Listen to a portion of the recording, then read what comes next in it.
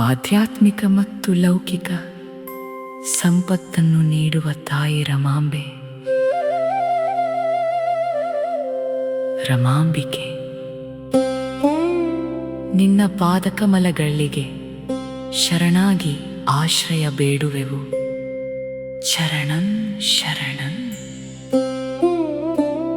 ನಮ್ಮ ಭೂತ, ವರ್ತಮಾನ ಮತ್ತು ಭವಿಷ್ಯವನ್ನು ಬಲ್ಲ ಜಗನ್ಮಾತೆ ನೀನು. ತ್ರಿಕಾಲ ಜ್ಞಾನಿಯಾದ 3 ಕಣ್ಣುಗಳ ದೇವತೆ ನೀನು. ತ್ರಯಂಬಕೆ. ಶರಣಂ ಶರಣಂ ರಮಾಂಬಿಕೆ. ಶರಣಂ ಶರಣಂ ತ್ರಯಂಬಕೆ. ಜಯ ಜಯ ಮಾತಾ ಶ್ರೀ ರಮಾದೇವಿ. ಜಯ ಜಯ ಮಾತಾ ಶ್ರೀ ತಾರಾ ದೇವಿ. ಅಂಬಾ ಜಗದಂಬಾ ಮಾತಾ ವಾಣಿ ರಮಾಂಬಿಕಾ ಮಾತಾ ಕಲ್ಯಾಣದಾಯಿನಿ. ಆನಂದ ರೂಪಿಣಿ ಅಖಿಲಾಂಡೇಶ್ವರಿ. ಶರಣಂ ಶರಣಂ ಮಾತಾ ಈಶ್ವರಿ. ಶರಣಂ ಶರಣಂ ರಮಾಂಬಿಕೆ. ಶರಣಂ ಶರಣಂ ತ್ರಯಂಬಕೆ.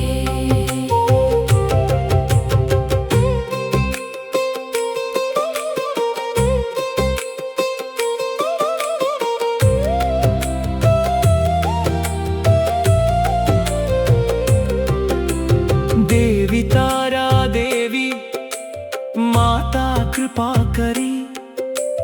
भक्त जन पालिनी माता महेश्वरी. माता रमा देवी सद्गुरुराय निन्नय पादದಿ ತಲೆಬಾಗಿರುವೆ ಪ್ರಿಯ. ಅಜ್ಞಾನದ ಕತ್ತಲೆಯನ್ನು ನೀಗಿಸುವಮ್ಮ. ಸುಜ್ಞಾನದ ಜ್ಯೋತಿಯನ್ನು ಬೆಳಗಿಸುವಮ್ಮ. ಕರುಣಾ ಸಾಗರಿ ತಾಯಿ ತಾರಾ ದೇವಿ. ನಿನ್ನಯ ಸನ್ನಿಧಿಯ ಉದ್ಧಾರ ದೇವಿ. ಶರಣಂ ಶರಣಂ ರಮಾಂಬಿಕೆ. ಶರಣಂ ಶರಣಂ ತ್ರಯಂಬಕೆ.